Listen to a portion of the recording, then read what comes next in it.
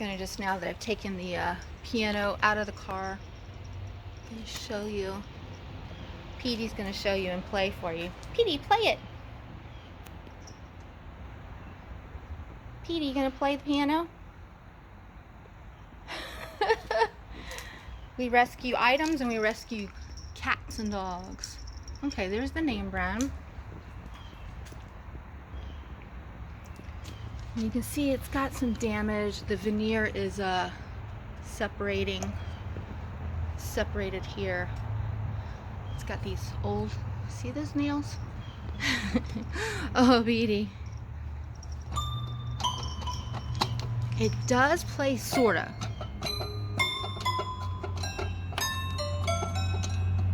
This key does not go back up by itself. This key does not go back up by itself.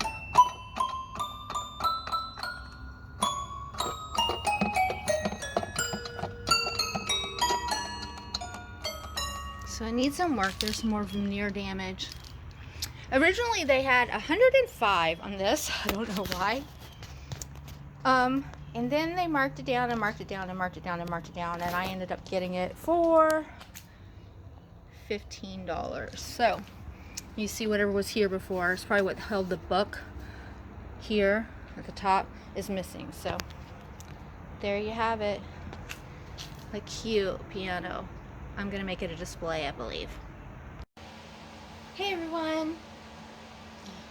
So I think I'm gonna go ahead and start on this piano. It is a 1920s or 40s. I'm thinking it's more 1940s, but made by the Show and Hut company. I'm going to use my Dixie Belle medium oval. I'm going to spray my brush a little bit with my mister. All these items that I'm going to be using are available on my eBay and Etsy sites or the website, theothersidevintage.com. I'm going to open up my Dixie Belle peony. There it goes. Focus in, right? And I'm gonna just dip in and start painting. Peony is one of my favorites. A really, really pretty purplishy pink. And I decided this needed to be a really bright pink color. Actually, Jason found a picture that used a really beautiful bright pink, and I fell in love with that picture. I kept going back between neutrals, black, white, a yellow, a red. You see, okay, see that? That's part of the veneer, and that's why we're painting it. Veneer is just coming right off on this. So paint, and I think I get down here. I'm dipping back in, and I am going to spray also into my jar with my mister to lighten up my, not lighten up, to make, to, oh, I can't talk today, to extend my paint.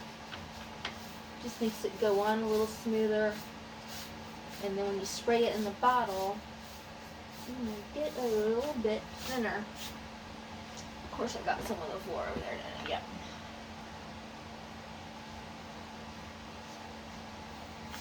There we go.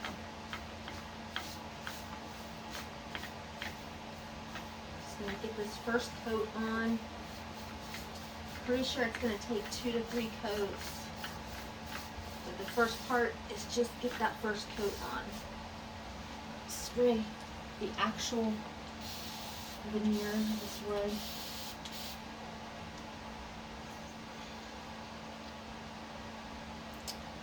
And get that some more. One thing about using this brush, the oval brush, as opposed to the mini, which I prefer the mini on almost every project I use, is it holds a lot of paint in it, meaning, as you can see, the paint actually holds in, whereas the mini, it just gets kind of on the tips. So this holds a lot more paint on it. You can keep letting it down.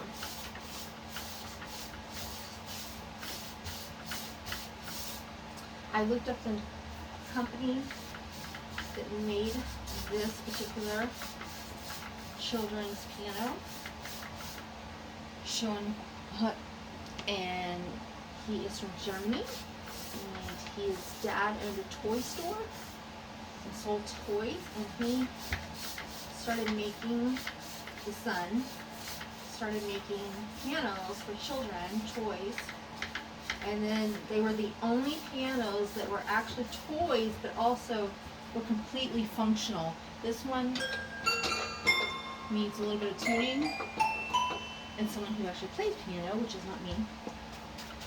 And then he moved to the States, and I think that was 1887 to 1917, and then they sold the company to another toy company that took over and changed up the name. So some people say that this particular piano was made before 1920s. Other research I've done has said, which means just other people posting in this case, saying it was 1940s. But my records show that the company was sold before then and they changed the name. So I can't say absolutely 100% sure on this one. So I'm just going to say 1940s to be sure, so I'm not misleading. I'd rather say it's newer than older, and then find out later that it really is older than we think. Just getting these legs and just patting on some edges, getting the paint on there, dipping back in. I'm going to spray the brush and spray the jar of paint. And I will continue to do this all around. So I won't bore you, I'll just stop here and pop back on when I get done a little bit further along. And before I go, today we watched The Pharmacist on Netflix. Just curious if anybody else watched it, and if you did, comment below your thoughts on the documentary. And I'll keep painting. Thank you for watching. Not bad. I am now working on the top of the piano.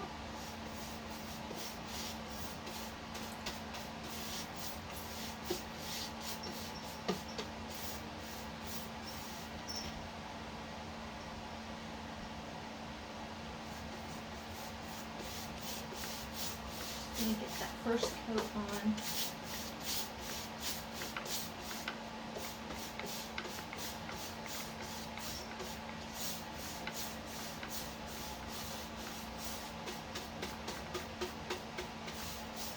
This wood is really, really dry because of the age, and it's just sucking the paint in. Hence, it's going to need, 2 or 3 coats.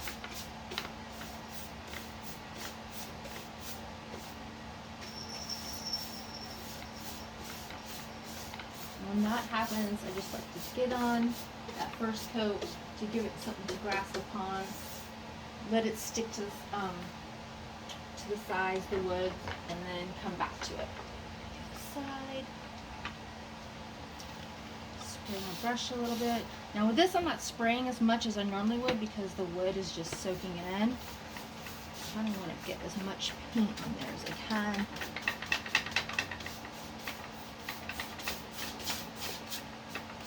Cross hatching to really get it into those grooves.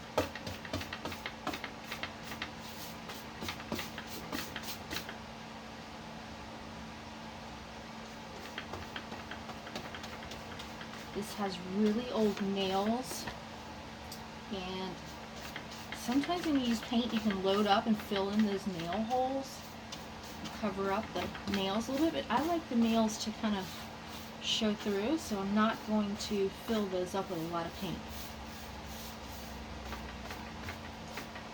Cross hatching, fix this edge a little bit because the paint's just soaking into that crevice there.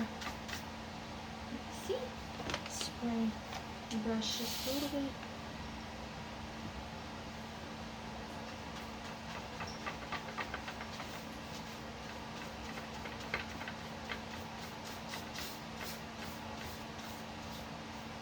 grass hatching. This paint is Dixie Belle, and it self-levels, so you can kind of just get it on there and let it do its thing, which is to level itself out. I mean, if you have a block and you know it's blocky, fix it while it's still wet. But with that, unlike like house paint or just other particular chalk paints or mineral-based clay paints, you have to really work on the brush strokes. And with this product, not so much, because it does, like I said, self-leveling, so it does a lot of the work for you.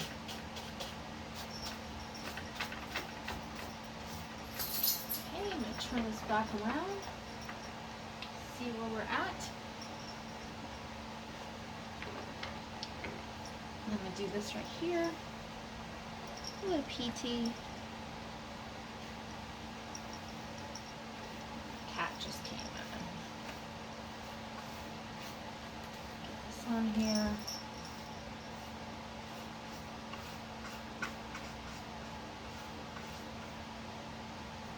Some of the edges of the veneer, smushing it in. You see that?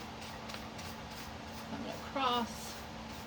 You can keep turning the brush different ways to get it in the crevices, and then I'm going to go across this way. Now, because I don't want to really get it on the keys, and if I do, I'll just rinse them off with a paper towel. I'm going to just gingerly go across this top level.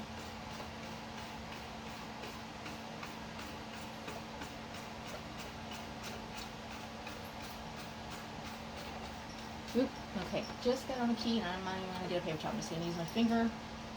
It is water-based paint, so even if I don't catch it right away, I can always get it back off. But if you can see it when it happens, just go ahead and take care of it right then. Use your finger.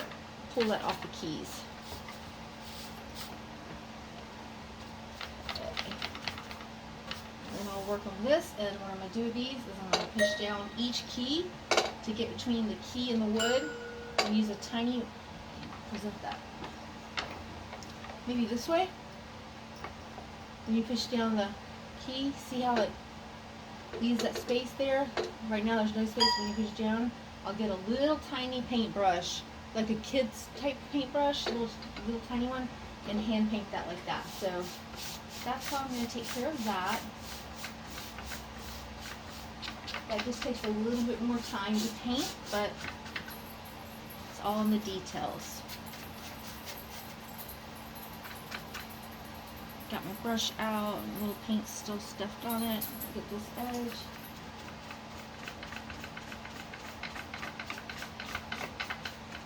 I originally saw this piano and decided I was going to use it for a display for like Valentine's Day, but then I decided it will be a display, but it also can be for sale. Some displays are not for sale, and some displays are for sale. I always say if you have a store, try to make all your displays be for sale, unless it's like, you know, a bookshelf or something that you use, put your paints on, or something that, you know, is a permanent fixture. But if you make most of your displays also something you can sell, you take up less space because you've got product and display in one, instead of like, this is a display, don't touch it, don't look at it. Most people are going to ask if the display is for sale, almost always.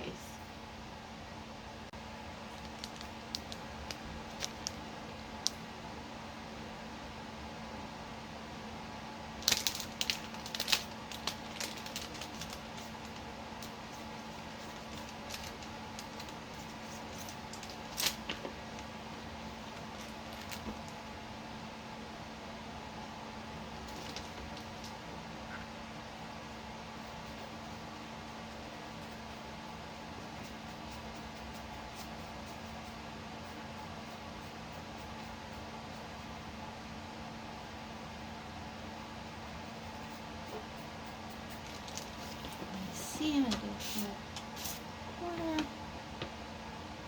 loop in a little bit more, and then I'm going to paint around these keys.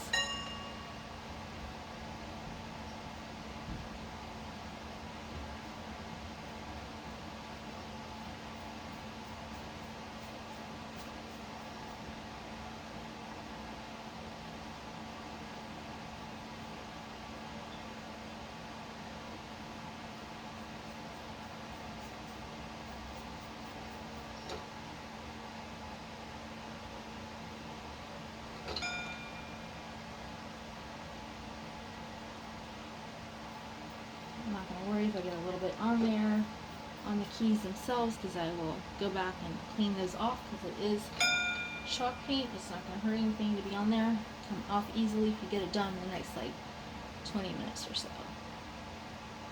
Smooth that out. These little artist brushes work really well in these little crevices. Just dipping back into the paint.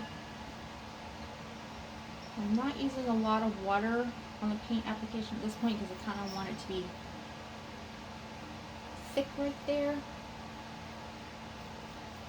It's not dripping and I'm getting it on there.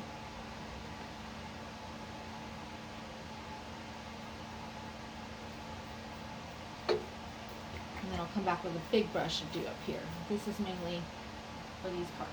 I got a little bit on that key and I'm just using my fingernail since, like I said, if you're right there and you have time to fix it, go ahead. If not, don't worry so much. Dixie Belle paint is very forgiving when it comes to cleaning up oopsies before it dries.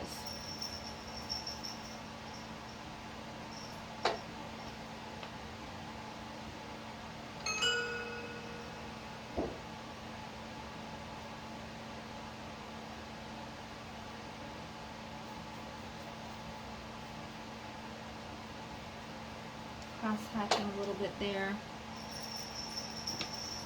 If you can see. I don't know if I can get any closer without.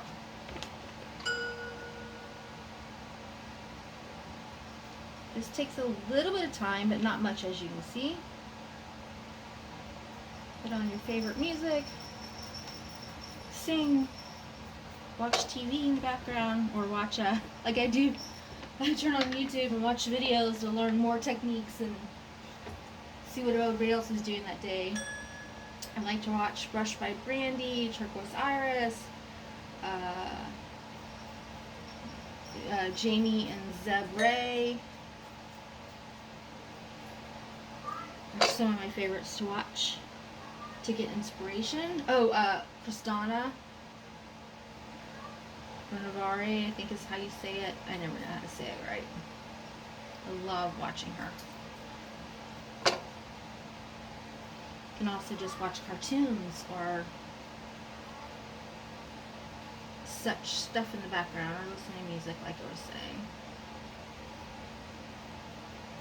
Right now, I'm not listening to anything. I am just, besides the cat meowing, because we're filming this right now.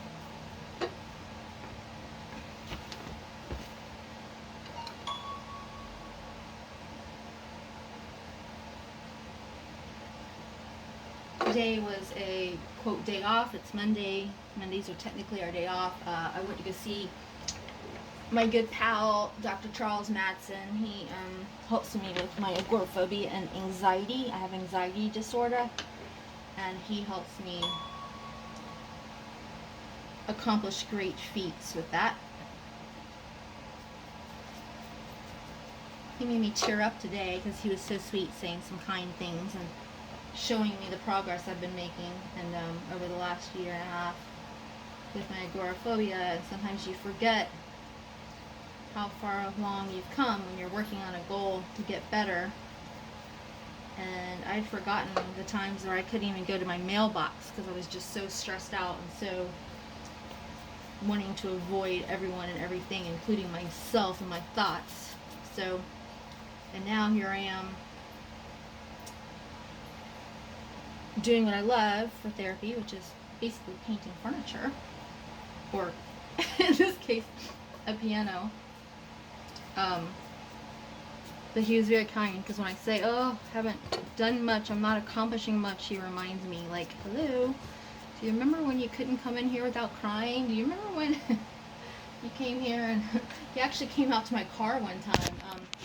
One time I was so stressed out, I told him I should have just canceled the appointment, and I couldn't even come in his office. I just went up there and said, okay, I'm going to cancel it, because I told him I would at least try to get there, and then if I did, that I could just come in and say, I can't do this today, I'm going to cancel. And so I pretty much did that. I went there and it's like, I'm too agoraphobic, too panicky, I can't. I'm just not feeling well. You know, I'm just having a problem right now. I need a break. And so he came out to my car, and I sat in my car while he talked to me in the parking lot outside my car to calm me down, to remind me, like, If it's a bad day, it's a bad day. It could be a bad hour. Just take it hour by hour. And he was so supportive and helpful. And yeah, so he reminds me of those days. Like, remember when you couldn't even get out of your car that day? Like, yeah, you're doing better. I love that. So if you ever have panic attacks, agoraphobia, or anything else that, you know, that you personally are dealing with, just know that there is hope, because I really didn't think I could hang on much longer with as much anxiety as I was dealing with. Like, it just was making my life horrible with heart palpitations, and couldn't eat and digest my food correctly because I was stressed, and my whole body was just rebelling because my mind was rebelling. So now, like I said, I picked up hobbies and things I can do even when I can't get out of the house or be part of society and function with a bunch of people and like go to dinner, go to lunch. Speaking of which, on the same subject, jumping, I recently got to go see my good friends, the Lunts, Julia and Callan and Bailey. They were having breakfast or brunch near my home, and they gave me a little shout out like, hey, we're right down the street. So I was able to go visit with them, and I had not been able to visit with them due to my anxiety disorder in a long time. So such a great family. I've known them since before Bailey was born, but I've known them since I was 16. So yeah, and I just turned 50, so I've known them a while. And it was just a good day to go be able to sit and chat with my friends for a few minutes. So you don't realize what people are going through sometimes. You might see them on videos or see them out in public and think, oh, they've got it together, they're doing this and stuff, but you have no idea what battle they may be going through. So just a reminder. Okay, enough of that. Okay, you see, oh, no, you don't see. Oh, I forgot. I was chatting. Okay, so I got in between with this little brush these little spots in between. So there you go. First coat. Let's see if I can get this to a better. There. First coat is on, and we're going to let that dry while we work on dinner and other things. And we'll come back to this. We're going to let that first coat really soak into this wood that's really dry and thirsty because it's really old.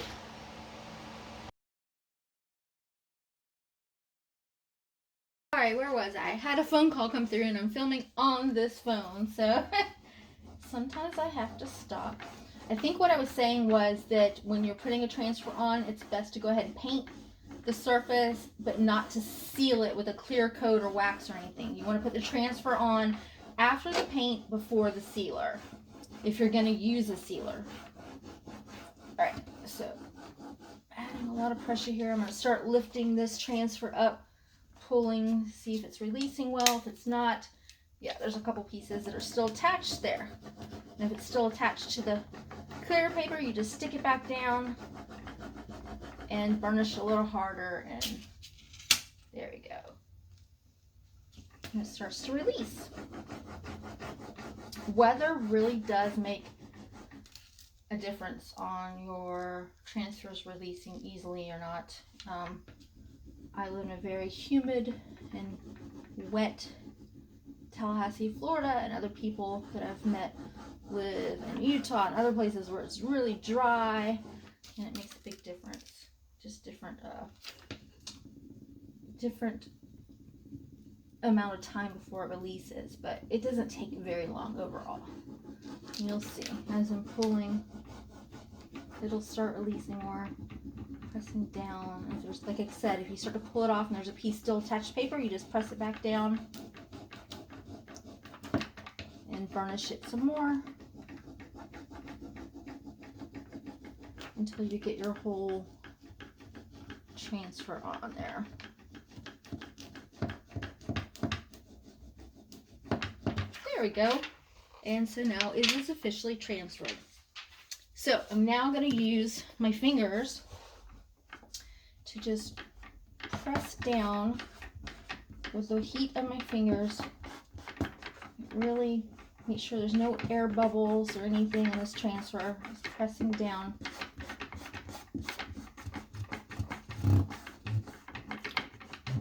also going to use a soft cloth or t-shirt to go over it too. Right now I'm just using my fingers.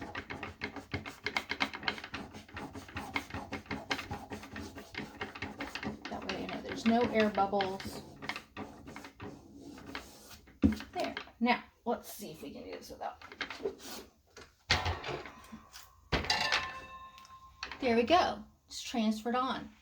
And you'll see this kind blends in because it's very similar. The transfer is clear where the words are. These are French words. And where it kind of matches, kind of blends in. So that's what you want to think about when you're applying a transfer. Choose the colors. I liked it because the colors are reddish pink, purple, which kind of goes with. And I wanted that. Still burnishing. I can feel it a little bit right there. There. All right. And I will again use a soft cloth after this. Good morning. So I am working on this piece. I have put a transfer on top. I'm filming from way high above. I know. So I'm going to use my sanding block to sand down the paint a little bit. This gets a smoother finish.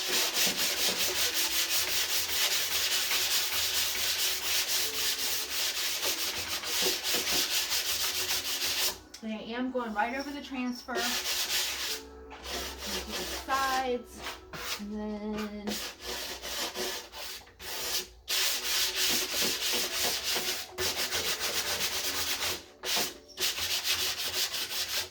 I'm pulling some of the paint off the top of those vintage nails. They're antique nails, really. And I'm using a cloth, a microfiber lint-free cloth, just to pull that dust off. Now, I'm going to use white wax. And I happen to be using DIY, Debbie's Design Diary white wax. And the reason I am using that is because that's what I have right now. My other white wax from Dixie Belle and Country Chic is up at the store for sale. And I'm using my Country Chic paint wax brush, and I'm just going to dip into the wax. And then I'm going to use a cloth to rub it back. So I'm going to work in circles and back and forth, in small sections at a time. This is going to change up the look a little bit. And I am going right over the transfer.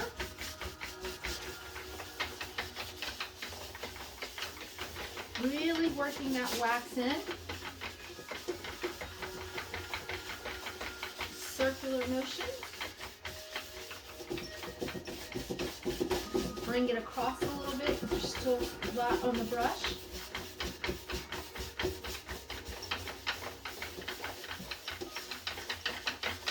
There's some extra over here, so I'm going to pick it up with the brush and bring it over. Now it's like erasing. I'm applying.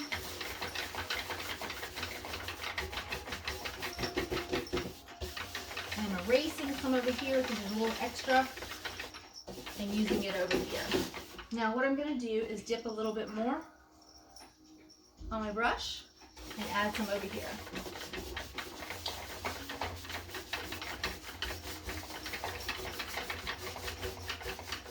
Wax gives a great design feature, gives it more texture. It also seals it and protects it. Because this item is not a tabletop that will have food on it, I prefer to use wax. Otherwise, I always use clear coat sealer, not wax, except for when I'm doing details. And we'll see how much is on my brush. I've only barely touched that. This is a 4-ounce jar. And now I'm going to use my cloth, an old rag, just to buff that out. Take some of the excess off.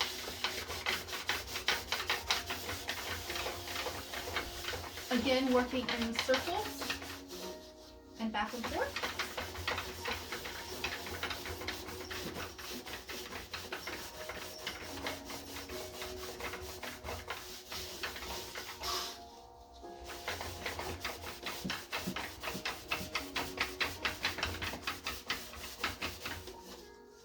give it a soft,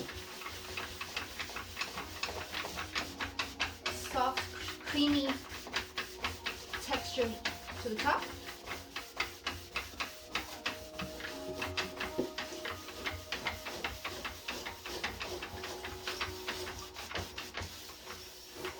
Now, let's see if I can bring you in without turning off. Oh, it's not gonna. And here is the finished version. There's the mirror, and then here is the top of the piano with the white wax applied, the transfer applied. It's been clear coated. And there's the transfer below with the white wax applied throughout. Turned out really cute. Here, hi JD, I know you want to be in there. You can see the white wax really brings out the details of this antique and vintage wood. It'll be arriving at the store sometime this weekend, possibly next Tuesday. Haven't decided on a price yet, but if you would like to suggest what you would think the price would go on an antique child's piano, let me know.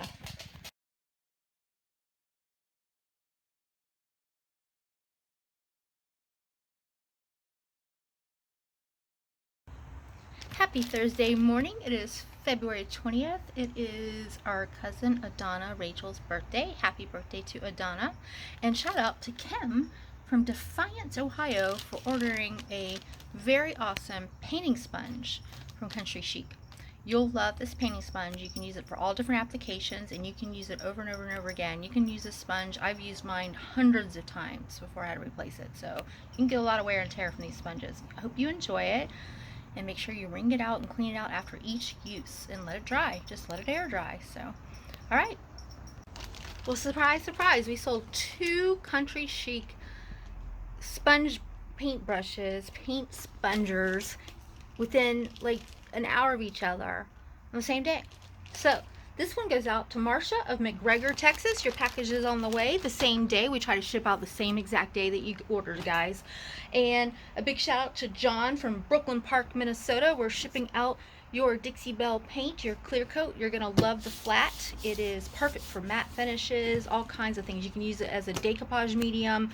You're gonna love it. We love it. And this is a 32 ounce, so it should last you a long, long time. Thanks so much, guys.